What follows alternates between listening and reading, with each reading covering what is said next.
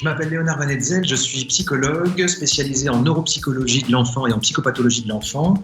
Je suis le directeur pédagogique d'Anae Formation, qui est le principal organisme de formation en psychomotricité, orthophonie, neuropédiatrie, etc.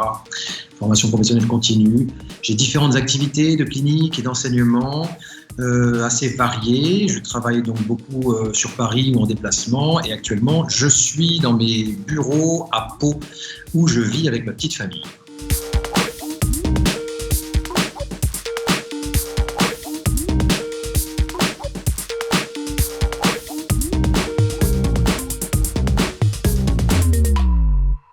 Oui, alors en quoi le jeu est-il une affaire sérieuse? Alors particulièrement actuellement en situation de confinement, en situation de promiscuité, où il peut y avoir des tensions qui émergent, ou de l'ennui, où on cherche des activités à faire aux enfants, où on réfléchit à la question des écrans, eh bien je pense qu'installer une politique du jeu est une affaire extrêmement sérieuse, parce que le jeu, en fait, c'est quelque chose d'extrêmement technique et fondamental dans le développement de l'enfant, dès lors qu'il est capable d'être dans la pensée symbolique, et peut-être même avant. En fait, c'est multi-objectif le jeu. On peut travailler énormément de choses avec le jeu et on peut favoriser dans l'harmonie familiale beaucoup de choses. Prenons l'exemple des rituels, par exemple.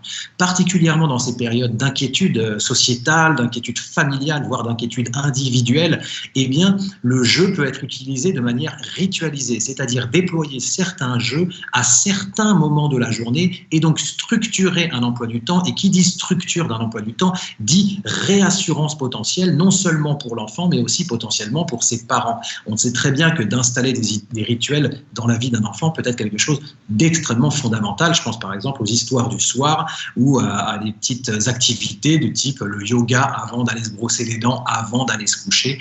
Voilà. Et donc le jeu en fait tout à fait partie. Et je pense qu'une fois qu'on a installé un rituel, il faut le respecter de manière très scrupuleuse.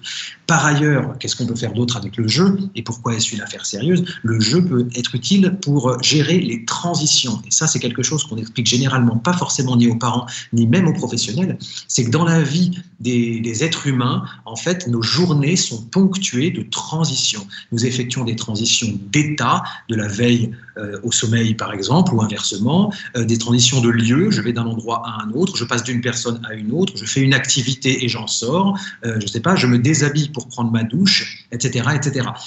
Nos vies sont faites de transitions. Or, quand on est adulte, on organise, on gère grosso modo ses propres transitions. Et si quelqu'un d'ailleurs intervient alors que vous n'étiez absolument pas préparé et vous impose une transition brusque, vous pouvez ou bien mal le prendre ou bien tout simplement refuser la transition. Eh bien, pour un enfant, c'est exactement pareil, sauf qu'ils n'ont pas encore toutes ces super ressources de contrôle préfrontal qui nous permet justement de gérer ces transitions au mieux. Et les enfants, généralement, ce sont les adultes qui leur imposent les transitions. Et particulièrement dans le contexte actuel, les transitions peuvent parfois poser des soucis et engendrer des oppositions, des pleurs, des crises, ou ce qu'on appelle, entre guillemets, des caprices.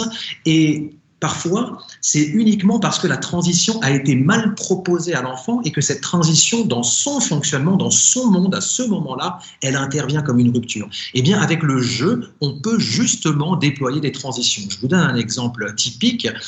Quand tu auras terminé de regarder le 2e épisode des Umizoomi, alors tu devras t'arrêter tout seul, tu éteins la télécommande tout seul, tu viens me donner la télécommande, et là, si tu me donnes la télécommande, on aura le droit de jouer 10 minutes au piou-piou. C'est un jeu très intéressant pour la régulation des émotions. Voilà, ça c'est un exemple. Et donc on va aménager la transition autonome de l'enfant vers un jeu de manière à ce que ça ne fasse pas rupture entre deux états. Premier état hors des écrans, deuxième état à l'intérieur des écrans.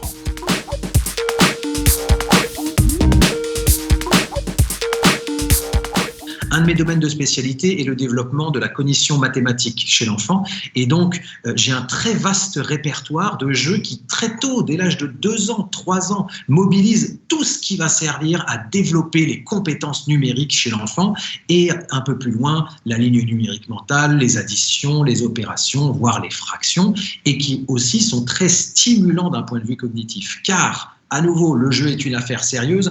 pour qu'un enfant réellement s'épanouisse dans un jeu, il faut que le jeu lui coûte un petit peu. Si le jeu est trop facile, il n'est plus vraiment mobilisateur. S'il est trop dur, il n'est pas encore mobilisateur. Donc, il faut que l'enfant se trouve dans une zone de difficulté, légèrement en dehors de sa zone de confort, de manière à ce que le jeu lui coûte cognitivement. Un enfant qui est accompagné très tôt dans le développement du jeu, si on sélectionne bien ses jeux en fonction des processus cognitifs qu'il mobilise, c'est un enfant qu'on outille de la manière la plus efficace possible pour qu'ensuite il vienne recycler des processus cognitifs efficients dans des activités, par exemple, scolaires. On sait très bien qu'il y a un grand nombre de jeux qui mobilisent ces fameuses fonctions exécutives, ces fonctions supérieures qui contrôlent l'attention, qui permettent de passer d'une tâche à l'autre, de planifier, etc.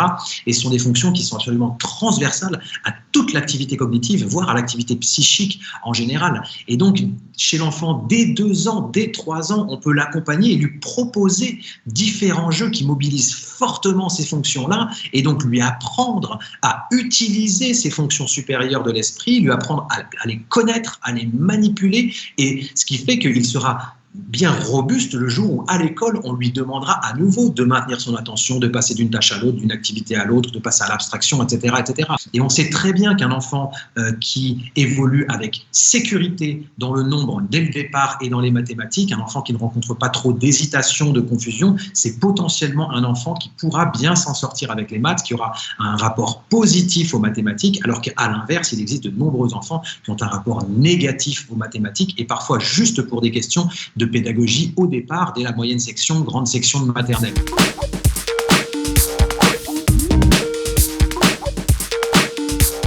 Alors, je peux vous présenter un tout petit échantillon de ma ludothèque avec des jeux qui sont très ciblés pour développer certaines aptitudes cognitives. Mais si vous voulez approfondir, vous cliquez sur le lien en bas et vous aurez accès à un tableau qui recense un très grand nombre de jeux triés par compétences cognitives, motrices, langagières, etc., en fonction des âges des enfants. Alors, quelques jeux pour les petits, rapidement. Je vous ai apporté ici, très intéressant. Là, on est typiquement sur attention, concentration, fonction exécutive, le tout en contexte visio-spatial.